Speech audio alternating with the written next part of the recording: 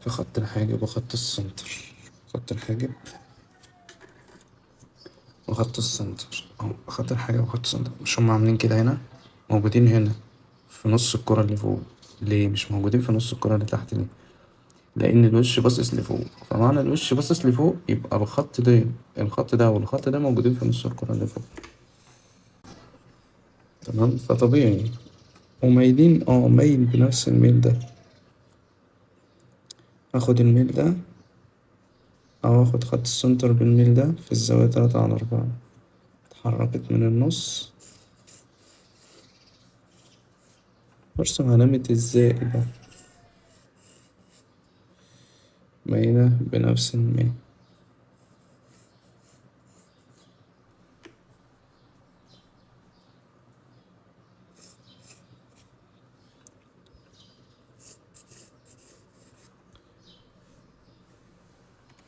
لو جيت ابص على خط السنتر الاقي اتحرك ناحية الشمال، مش الزاوية دي بصة ناحية الشمال ومايلة، يعني مميلة كده.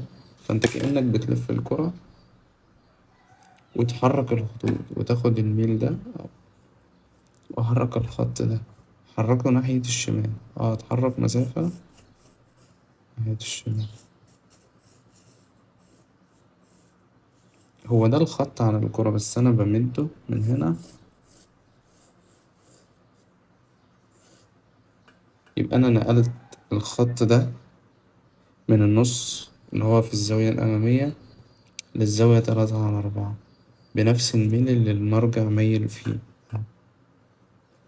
تمام، فأنا هعدله شوية كده عشان يبقى نفس الميل بالظبط.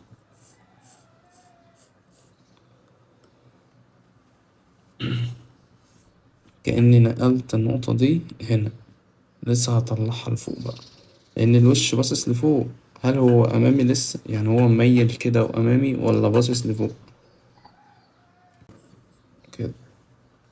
زي ما طلعت المسافة دي أطلعها تحت برضه، في التلت اللي هو تحت، في تلت المسافة اللي تحت. بعد كده باخد المسافة دي من هنا، اللي هي المسافة دي، ما هي مسافة الأنف هي نفس مسافة الجبهة، فأنا باخد المسافة دي وأنقلها فوق كده. يبقى أنا جبت الخط ده فين، وآخدها بنفس التوازي اللي أنا عامله في الخط اللي تحت ده.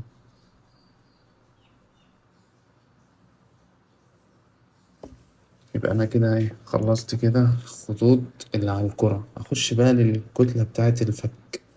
هاخد المسافة دي، ما هي المسافة دي، المسافة دي هي نفس مسافة الدقة. تمام، فأنا هنزل أخد المسافة دي، مسافة الدقة. خلي بالي إن المسافة من هنا عرضها أقل وهنا أطول، لأن الزاوية اتحركت ناحية الزاوية 3/4. فالدقن من هنا مسافتها مش هتبقى كبيرة.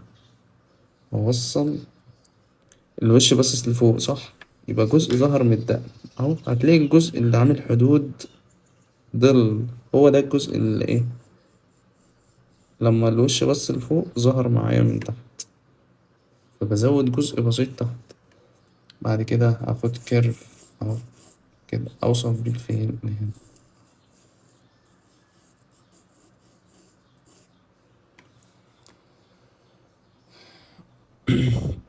كيرف ممس يوصل من هنا للخط بسند ده.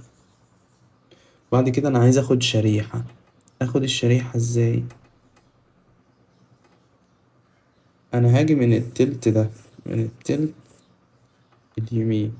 ما أنا أقسم ده لتلات تلات برضه، زي ما أنا قسمت التلت ده وطلعت الخط ده لفوق، هقسم ده لتلات تلات برضه عشان أبدأ أحرك المسافة دي من الخط ده هنا.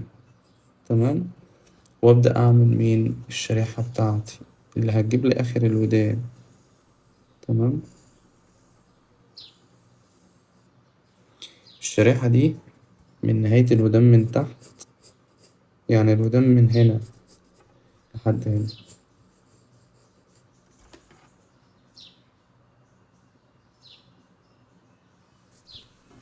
والجزء ده بتاع الجبهة ده هنا نهاية الشعر. نهاية الشعر فين، من اللي هو هنا.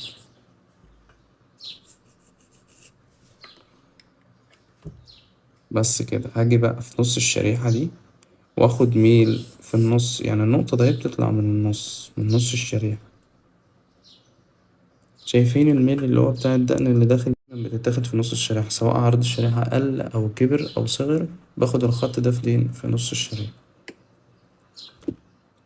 بعدين هاجي هنا كده واروح عند نقطة الدوران. نقطة الدوران فين؟ اللي هي تحت شوية كده، يعني هميل الجزء ده كده اللي هو ده، وأوصله بالجزء المايل اللي جاي من هنا ده، في نقطة الدوران بتاعة الدقن دي.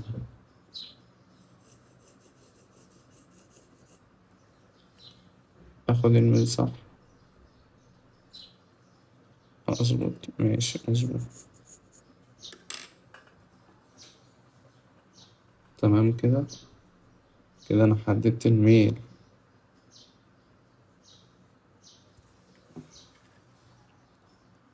تقدر تقطع انت بقى من اول هنا لحد هنا، لحد نهاية الخط ده من هنا، اللي هو الجزء ده. ده بيبقى ظل خفيف كده، تجي لتحول المستوى الجانبي ده للمستوى الأمامي ده. ما هو ده كله مستوى جانبي، الجزء ده. بس كده نقدر نرسم خط العين هنا، بس أنا مش هرسم خطوط كتير عشان ما نلخبطكش. أهم حاجة بس تركز على الكتلة دي وازاي ترسم الميل. شايفين الكتلة دي ميلت ازاي؟ احنا خلاص رسمنا، يعتبر رسمنا الكتلة بتاعت الوش. خدنا المسافات دي صح، ونزل راح فين بعد الدقن دي بشوية كده، جه هنا صح. طب والشعر من هنا مش ماشي كده مع الدقن، مع الخط ده؟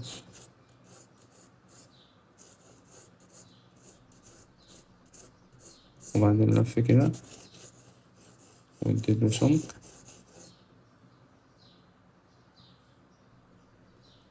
وبعدين هدي سمك من الشعر من هنا. لا، انا طلعت فوق الكرة بشوية ليه؟ لان الكرة من هنا هي نهاية الجمجمة، نهاية الجمجمة من فوق. فالشعر عامل لي سمك فوق الكرة اللي هي نهاية الجمجمة. هل الجزء الشعر أنا عندي الكرة ده نهايتها تحت جزء هنا كده، لأن ده نهاية الجمجمة. تمام، أبدأ بقى أرسم شكل الشعر. أنا عرفت نهاية الجمجمة فين، لافف كده الجزء ده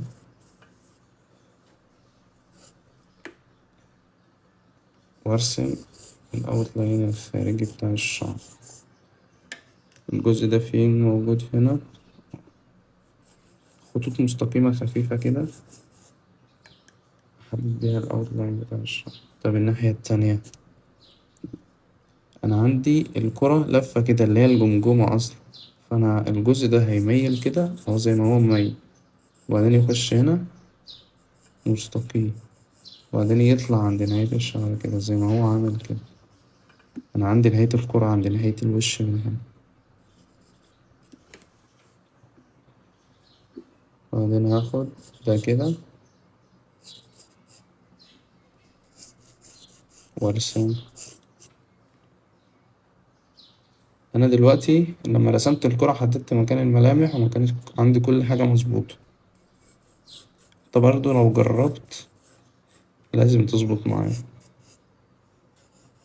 بس انت لما تيجي ترسم لومس ما تحاولش تعمل الخطوط على الريفرنس، عشان ده بيخليك تتحول لطريقة الشبكة فبتنقل، مش بتفكر زي ما انا بفكر دلوقتي كده. فانت لازم تتعلم. خط العين هيبقى هنا.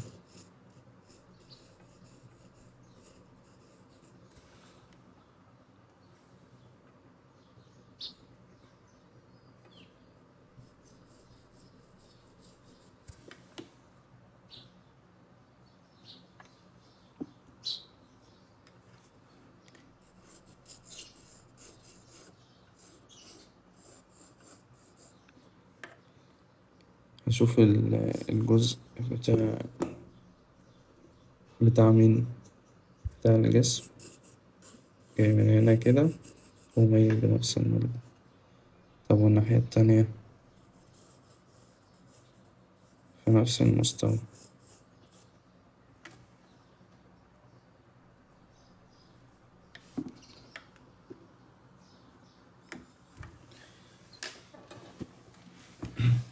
شايف ده بقى، الخط ده هيكمل هنا كده، لأن الكتلة دي مضافة على الكرة دي عشان تقرب لي لشكل الوش.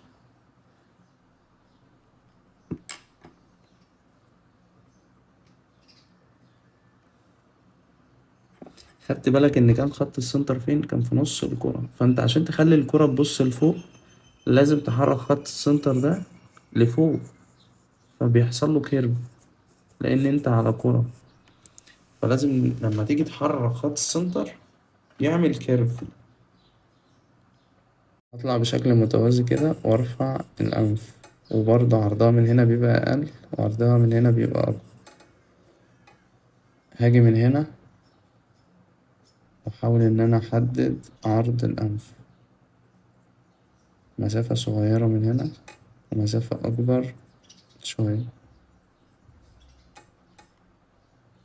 بظبط عرض الأنف النقطتين دول من عرض الوش. تمام. فأنا ممكن أقيس كده عشان أتأكد، أقيس على العرض ده، أتأكد من العرض ده، هلاقي إن العرض المسافة دي قد عرض المسافة اللي أنا رسمتها بتاع الوش.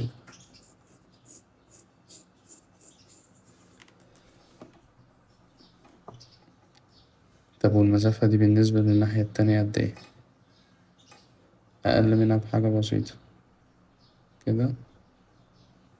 أنا وصلت هنا، يبقى أنا مظبوط، يبقى أنا خدت عرض الأنف ده صح.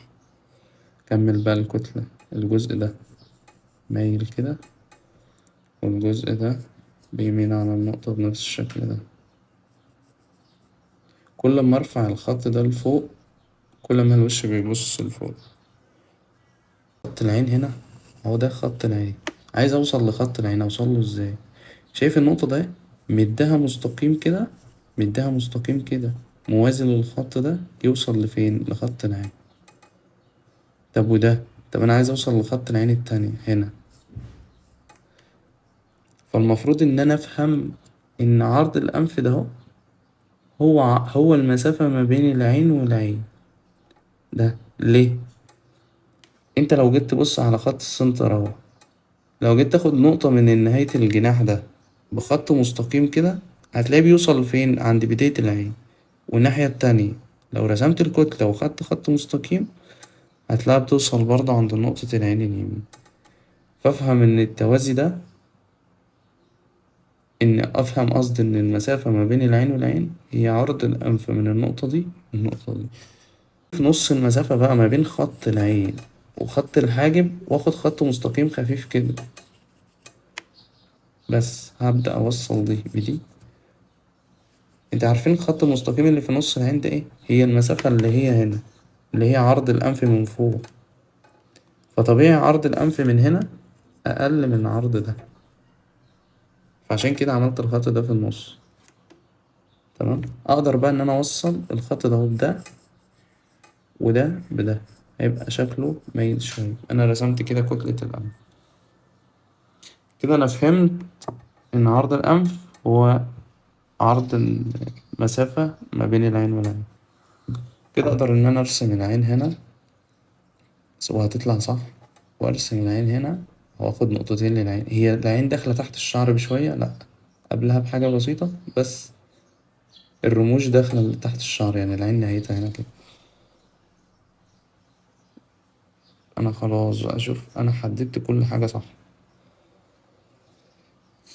بعدين هميل ده بقى عشان أروح لخط الحاجب، وأميل ده عشان أروح لخط.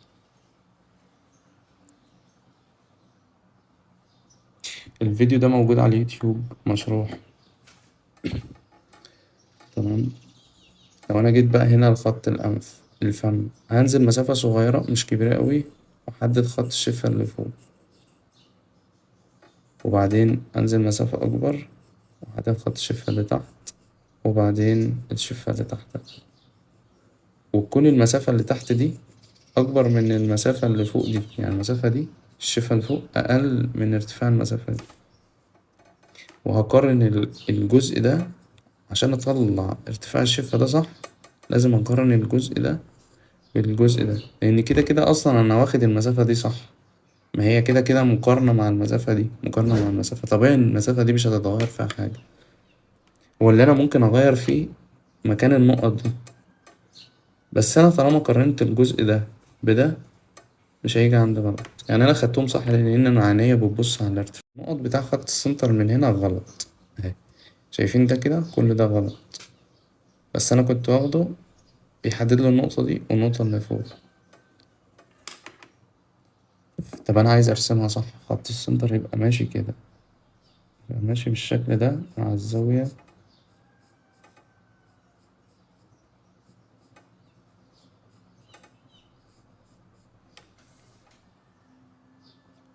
بس بدايته فين؟ بدايته كانت هنا ونهايته كانت هنا، بدايته كان هنا ونهايته كانت هنا، عشان كده خدته خط مستقيم على طول.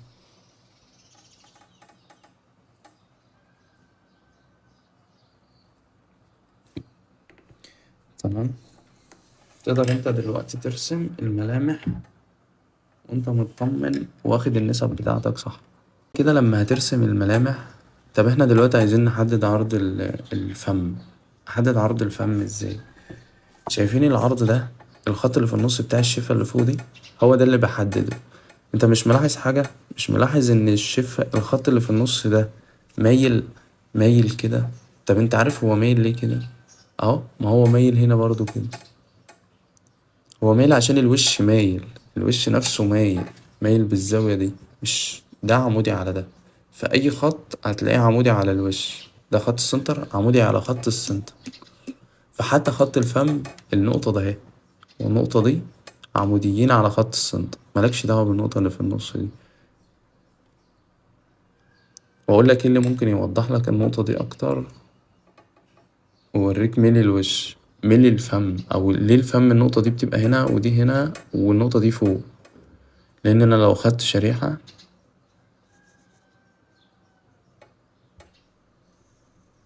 دي شريحة للفم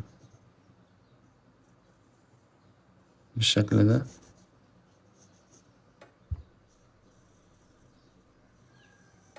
وقلت إن أنا هرسم خط الفم اللي هو في النص.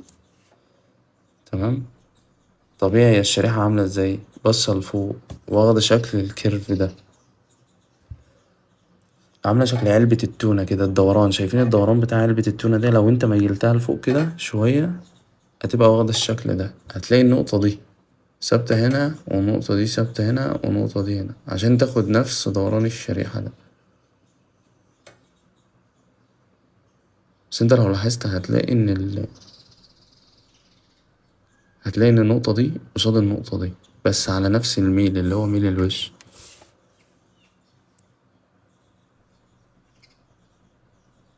هنا أو ليه؟ لأن المسافة دي قلت، لأن الزاوية بتاخد زاوية 3/4 وبنفس خط الميل بتاع مين؟ بتاع خط السنتر. مش خط السنتر كان كده؟ فأنا بحدد النقطة بالميل ده، ببعد مسافة عن خط الأنف وآخد أحدد مين؟ نقطة الشفة اللي هنا. طب وهنا هتبقى المسافة أكبر شوية لأن الزاوية هنا مش الزاوية مش مايلة ناحية الزاوية اللي ناحية اليمين، لأ مايلة ناحية الزاوية اللي ناحية الشمال اللي هي 3/4. فبرجع اخد خط مستقيم كده موازي لمين؟ لخط السنتر اهو. ترسم منين؟ نقطة بداية الحاجة دي ترسم منين؟ شايفين الخط ده تحته بمسافة اهو، بحدد نقطة الحاجة. النقطة دي النقطة بتاعت بداية المدمع بتاع العين هنا، لكن خط الحاجب بيخش شوية قدام المدمع اهو. شايفين النقطة دي هنا اهي، لو بصيت على النقطة دي هتلاقيها قدام المدمع بمسافة. يعني أنا باجي أخش قدام المدمع بمسافة بطلع بنفس النقطة دي متحددة فين؟ تحت الخط وليس على الخط. تمام. أهو لأن الخط ده بيمر في النص، بس برسم بقى خط مستقيم طالع لفوق كده وبعدين بميله لفوق كده ويخش تحت الشعر، بديله السمك فوق الخط بقى أهو.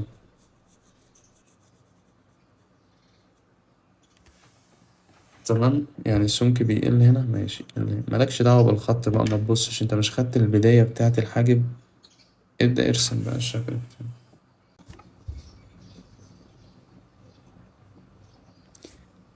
بعدين هاجي من النقطة دي اجي قصادها الناحية التانية، قصادها على طول بنفس الكيرف اللي هو ده، او باخد نفس النقطة وامشي مستقيم. اه الحاجب ماشي جاي من تحت كده طالع لفوق اهو، ماليش دعوة بالخط، وليس مستقيم كده. تمام، وبيبدأ يلف كده، وابدأ احدد السمك بتاعه. شوف ايدي ماشية كأنها خطوط، بتاخد خطوط مستقيمة خفيفة.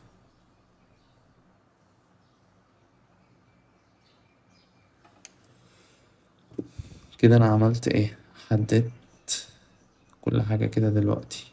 اقدر ارسم، اقدر ارسم، هرسم لك الانف دلوقتي واوريك.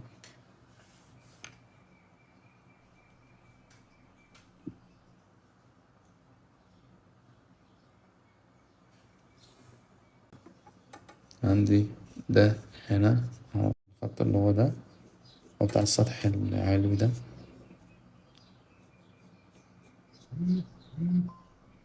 وامشي كده وارجع اخد دورة. كده حددت الفتحة الشمال. حدد بقى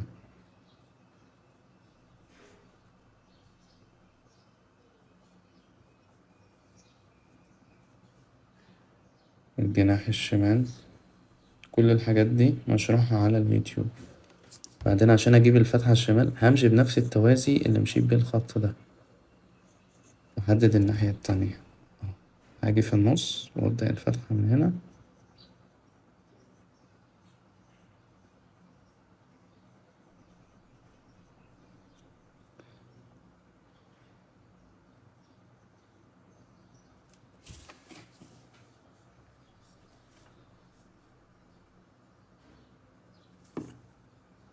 واجي هنا في النهاية احاول ان انا اعمل الجناح ناحية الشمال.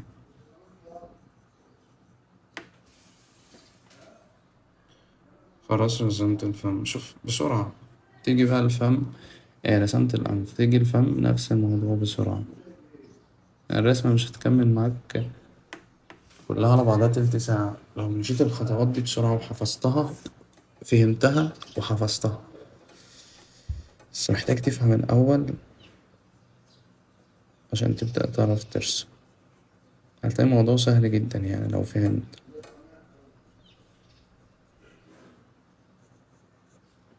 شوف الفم الوش كله باخده عبارة عن خطوط مستقيمة. حتى حتى وأنا برسم الشفايف.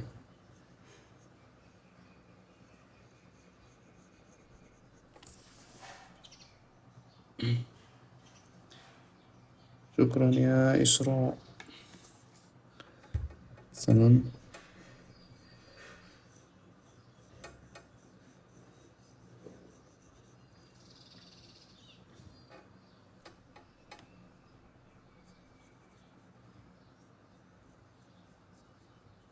أي حد يقدر يتعلم الخطوات دي، مجرد ما انت هتفهمها هترسمها بكل سهولة يعني. امسح بقى الكتلة دي، مش عايزها بقى، عشان بس كانت تفهمك.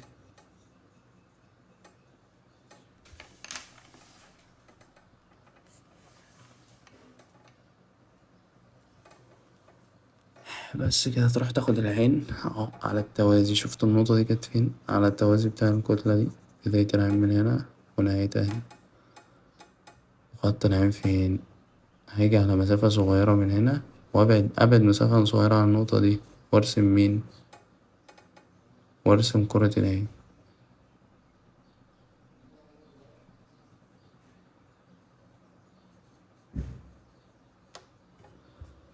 الناحية التانية شوفوا بنفس الدوران ده كده. انا بعمل بس الخطوط دي عشان هو افهمك بس، لكن انت مش محتاج ان انت تعملها. وانت بترسم مش مضطر ان انت تعملها عادي. عشان اوريك ازاي نهاية الكرة من هنا مع نهاية الكرة من فوق تخلي العين قصاد العين. ايه اللي هيخلي لك العين قصاد العين؟ الخط اللي في النص ده، والخط اللي تحت ده والخط اللي فوق ده.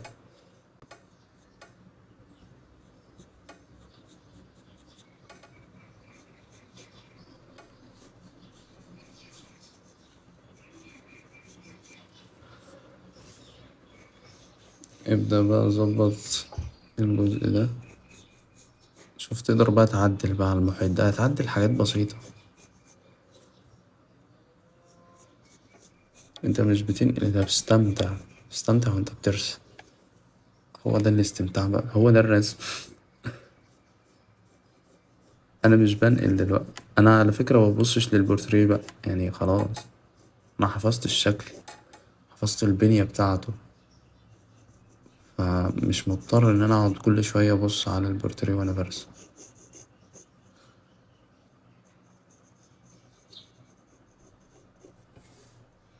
شايف؟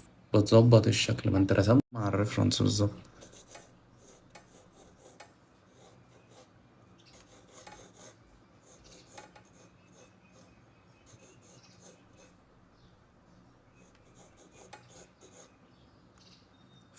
في ظل نازل من هنا كده اهو،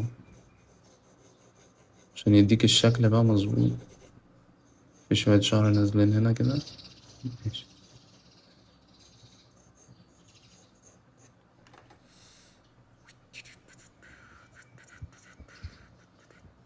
لما تظلل بقى وتفنش ال- الوش هيطلع معاك خيال.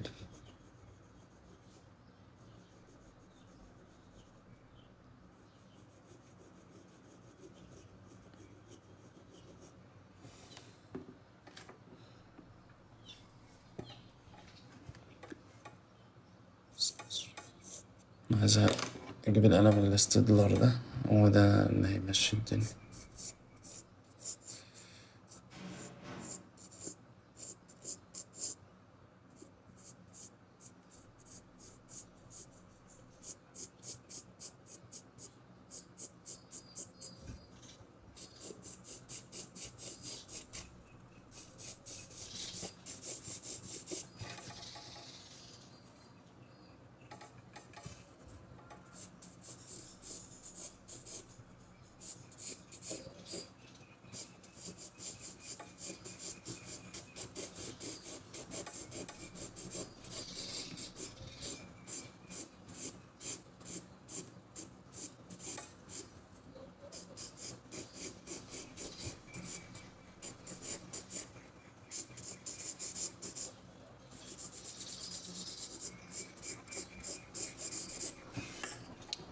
معجبنيش الاستدلر ده، نجيب القلم الفبريكاسل ده.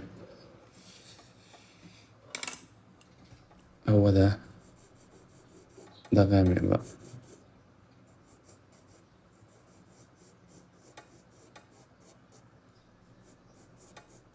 مبحبش الورقة اللي هي ال90 جرام دي، مش حاببها أوي يعني.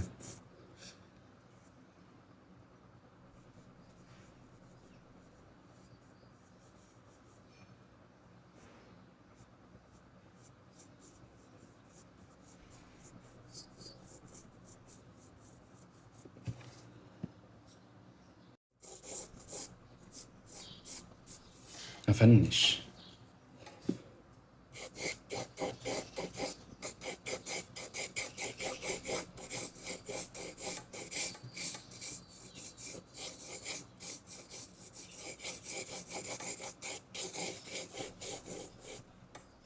شوف الشعر داخل كده وبيلف من هنا اهو، بيلف رايح فين؟ الجزء ده واخد ظل غامق ليه؟ لأنه منخفض، يعني جزء الشعر فيه منخفض، فتلاقيه الشعر فيه غامق في الجزء ده وبيلف.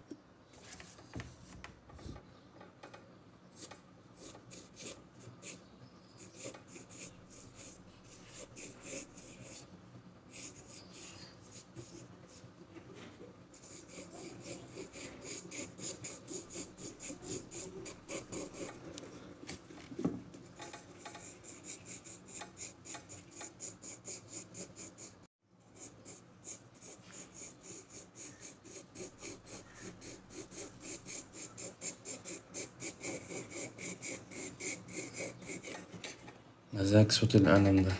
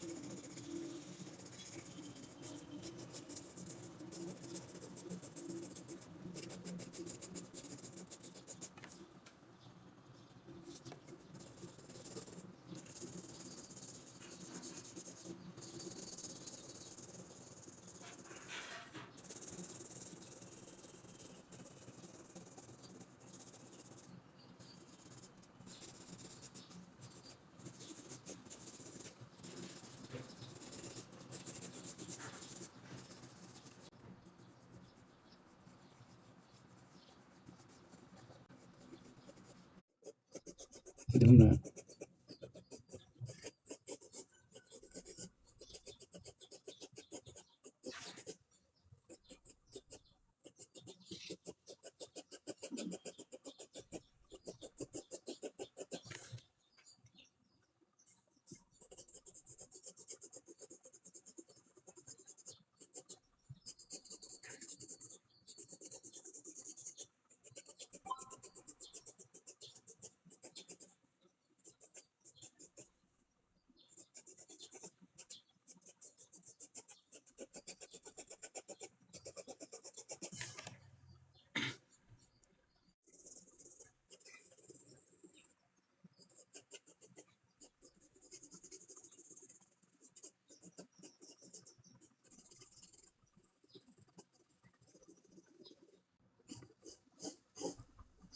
شوف، طالما الجزء ده هو اللي جاي فوق ده، لازم أعدي خط كده، لازم أعدي الخط اللي فوق الشعر ده كده، بص،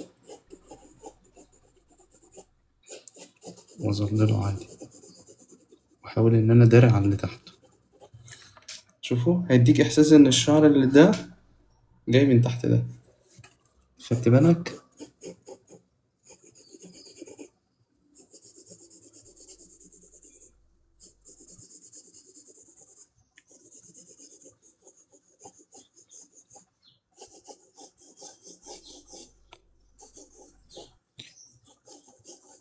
اللايف ده كان مليء بالمعلومات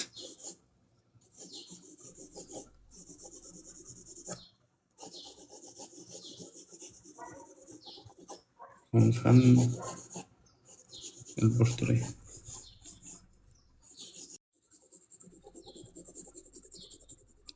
شكرا يا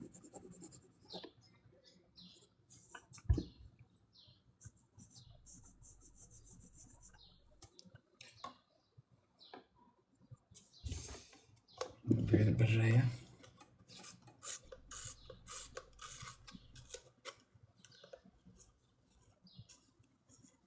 الشعر الأسود ده بياخد رصاص كتير جدا يعني.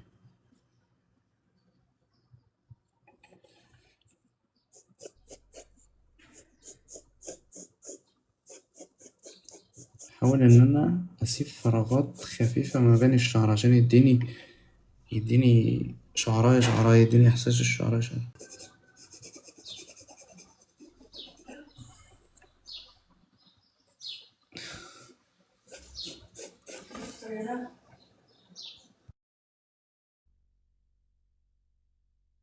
مخلص للرسم.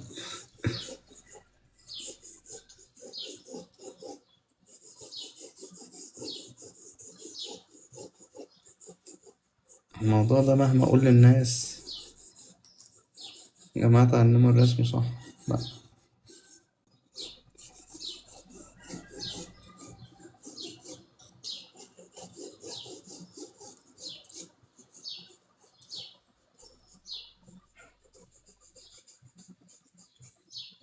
الرسم ده تشغيل دماغ، تشغيل دماغ، مش نقل.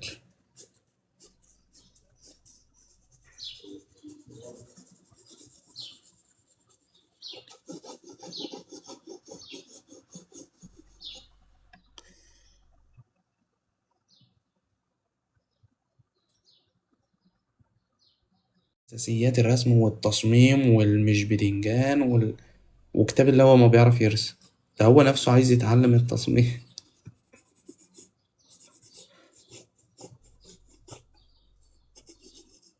يا جماعة انت عشان تتعلم او تاخد كورس لازم تشوف اللي بيرسم ده بيرسم ايه الخطوات، ايه الخطوات اللي انت هتعملها لي، اللي انت هتشرحها لي في الكورس. وريني كده حاجة، يعني وريني كده بتشرح ازاي ولا بتطلع نتيجة عاملة ازاي. المفروض لما تيجي تاخد كورس او حاجة كده تشوف نتيجة الشرح.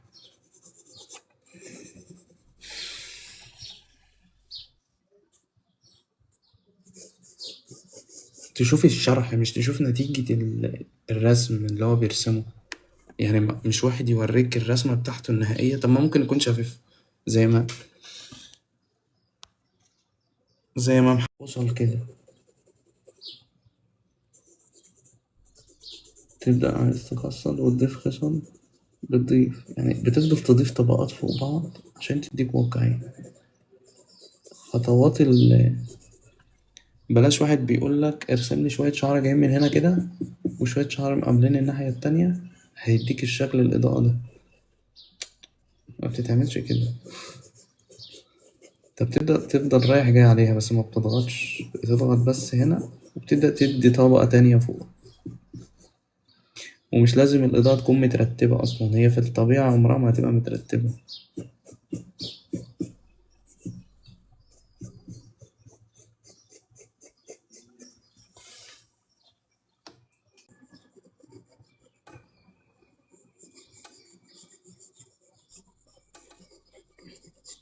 الفكرة إن هو بيعمل سكتش.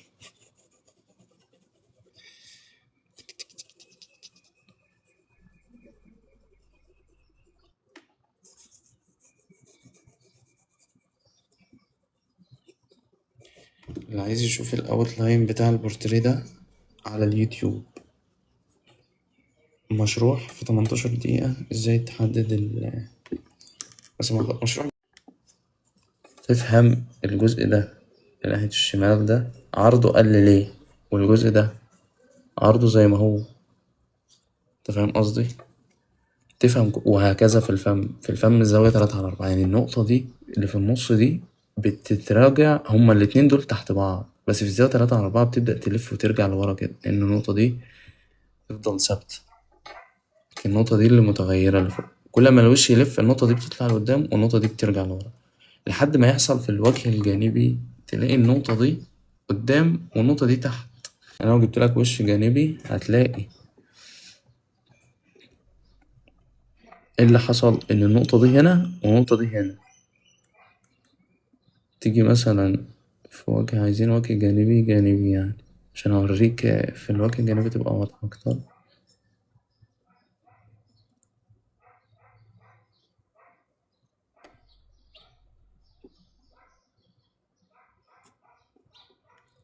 الأول أهي بص مثلا شايف النقطة دي راجعة لورا ليه والنقطة دي قدام ليه، دي هنا ودي هنا. شوقت ترسم عيون؟ لا مش هرسم. موجود على اليوتيوب على فكرة، أنا شارح رسم العيون على اليوتيوب خطوة خطوة وشرحها بالعربي. يعني العين انا شرحها بالعربي. النقطة دي هنا افهمي، شوفي البنية بتاعت العين بتتركب ازاي. يعني انت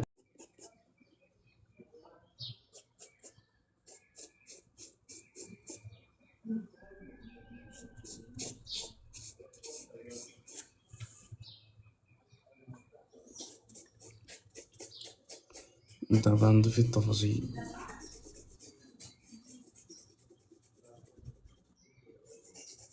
بعد ما ضفت خطوط الشعر اللي هي الشعراية شعراية اصلا، الجزء اللي هو غامق بغمقه اهو، لان ده ظل فلازم يتغمق كده يتلون. ما بضغطش على القلم وانا بلون. تمام. في فرق. تطلع من الظل ده اهو خصل خفيفة كده، بص طلع منه خصل خفيفة. حاول ما تخرجش بره الإطار بتاع الشعر، لأنك انت كده كده كنت محدد وخدت وقت انك تحدد الأوتلاين.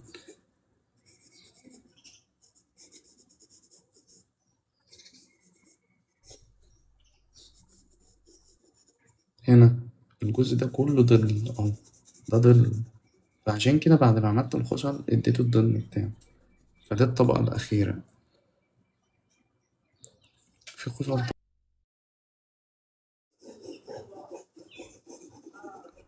وزع خصل وبعدين اديله الظل عليه اهو، عشان يديني واقعية شوية، مبضغطش على القلم.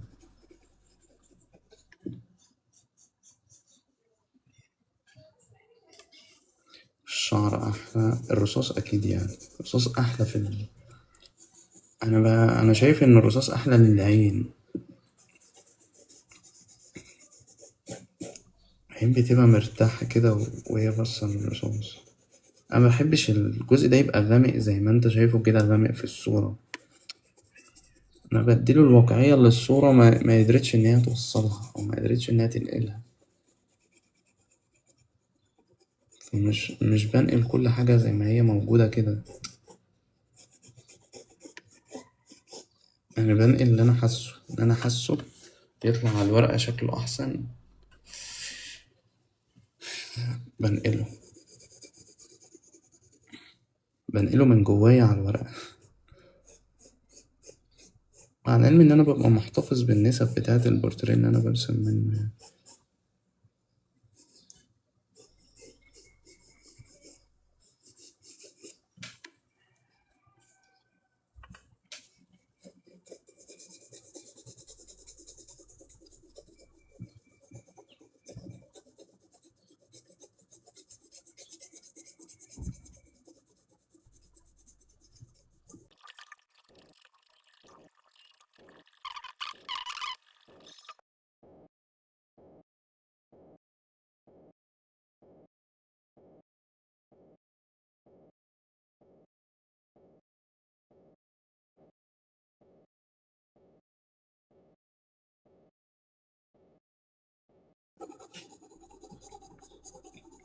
اوعى تكون ما بتعرفش تحدد النسب وتروح تتعلم التظليل. واحد يقولك تعمل اديك كورس يقعد يعلمك في التظليل. هو التظليل ده مش عايز تعليم أصلا.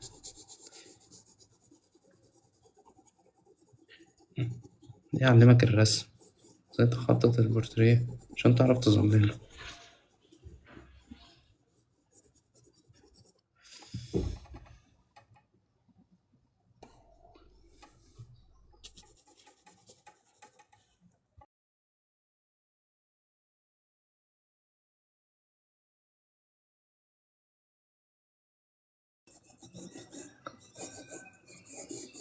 أنا بس بوريكوا التفاصيل، انتوا ممكن تكملوها بقى. شايف الشعر ده بيلف كده؟ شوف أنا نزلت كده وجيت كده ليه؟ عشان هو هنا كده، يعني هو الشعر جاي كده هنا. بص هو لافف كده اهو،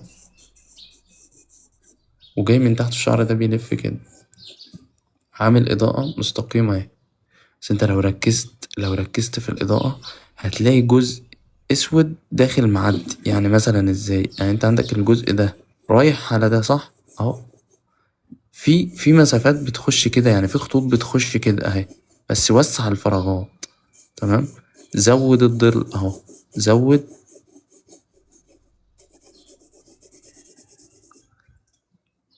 وابدأ حط فراغات ما بينها كده اهي، من غير بقى ما تستخدم بقى ولا استيكة زيرو ولا أي حاجة، بلون الورقة، وده أحلى وأفضل يعني.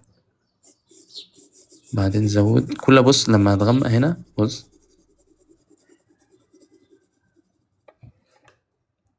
الموضوع هيظهر معاك أكتر، تبدأ بقى تعمل كده، تزود غامق وتزود طبقة تاني.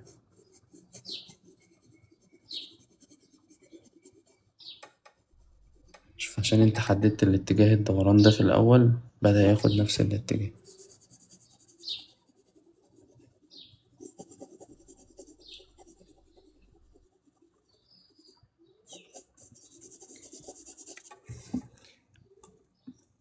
لما بتستخدم أستيكة ما بيبقاش أحسن، لما بتستخدم درجة لون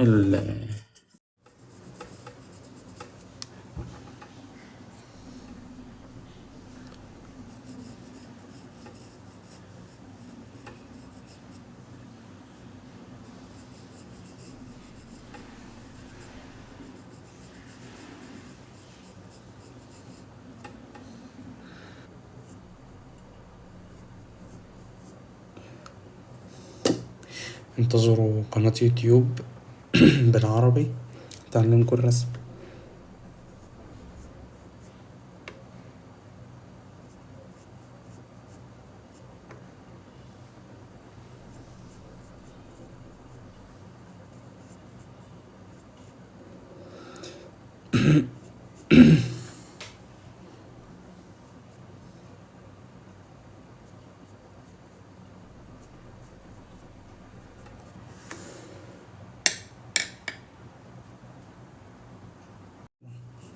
هيبقى فيها اللايفات، ما انا عملت قبل كده.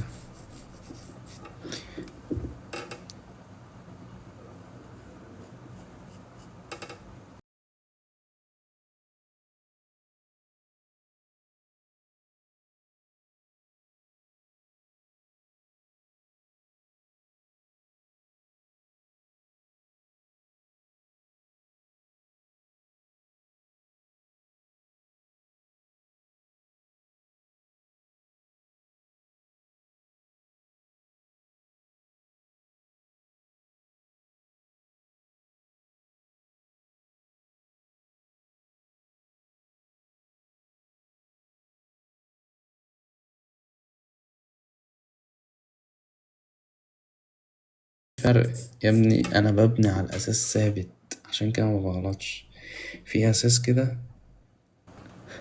تحضروا الكورس، بس اعلمك ازاي الاول تتعلم النسب، وبعد كده بقى نرسم بورتريه كامل كده. نرسم بقى واحد امامي، واحد جانبي، واحد 3/4. نرسم بينخفض مثلا الجزء ده، شوف تجمع ربط الأربطة دي في الجزء ده. الحمد لله. أحدد الأوتلاين اللي هو بتاع الجزء الأسود اللي في العين، وبعدين أحدد مكان الإضاءة، وبعد كده أظلل، وأبدأ إن أنا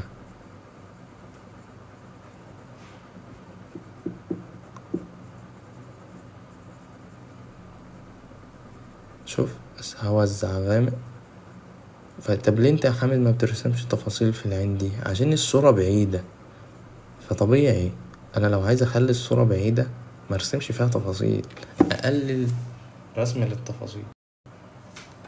انت فاهم قصدي؟ بس كده خلصت.